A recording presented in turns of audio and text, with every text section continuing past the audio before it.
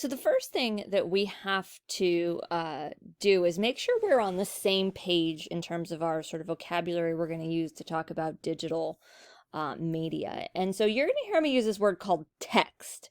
We're going to be evaluating digital texts. And I think we all have different conceptions of what that means. So what is a text? When I say we're going to look at a digital text, what do I mean by that? Well, the first thing that might come to your mind is something like this. It's a text message. Is this a text? Yeah, absolutely. Definitely a text. Here's something else. This is more of a traditional book. This is a text too. Obviously, it's not a digital one, but it's still a text. Another example of a text might be an ebook, right? Something that you read on a Kindle or on your phone. It's the same thing as this, but it's in digital form now. That would be another example of a text. Finally, something like this, a tweet.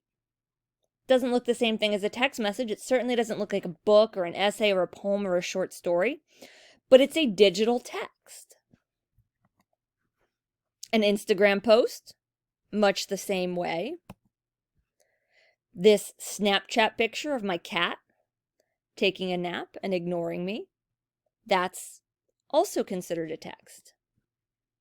Even this, which has really no explicit message in words at all. I mean, we've got some dates here and times, but this is just a picture. But it's also a text. So when we talk about text in terms of this class, even something like this would count. Something like this, a news article from Lehigh Valley Live, that would be a text. And even something like this, a video that we see on YouTube. It's not what we normally think of. When we started this out and I asked you what is a text, you probably didn't think of YouTube videos. But for our purposes in this class, a YouTube video could definitely be a text. So in short, a text is anything that can be read. And we need to not think of reading as physically reading words like the ones on the screen in front of you, but thinking about what a text is saying, or what a text is meaning, or what a text is trying to convey. And if we look at it like that, this is certainly conveying something. If we were to watch this video, we could read, in quotation marks, this text. We could read this one too, even though literally the only thing we can read is the 8 p.m. Friday, 8 p.m. Thursday, 8 p.m. Wednesday. We make meaning of this text. We look at this and say, okay, this is obviously a hurricane map. And we can tell when we read it that here's where the hurricane is and here's where they think it's going.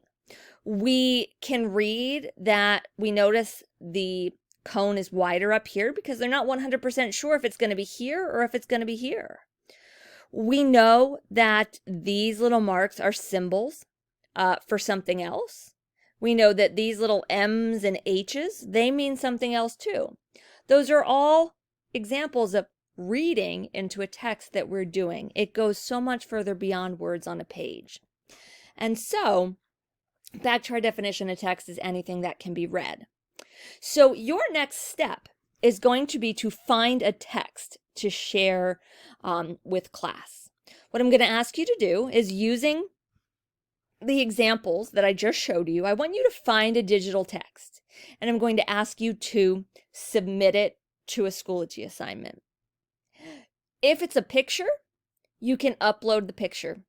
That's just fine. If it's something that's on a website, if you choose an article or a video or something like that, when you submit the assignment, just submit the link to it.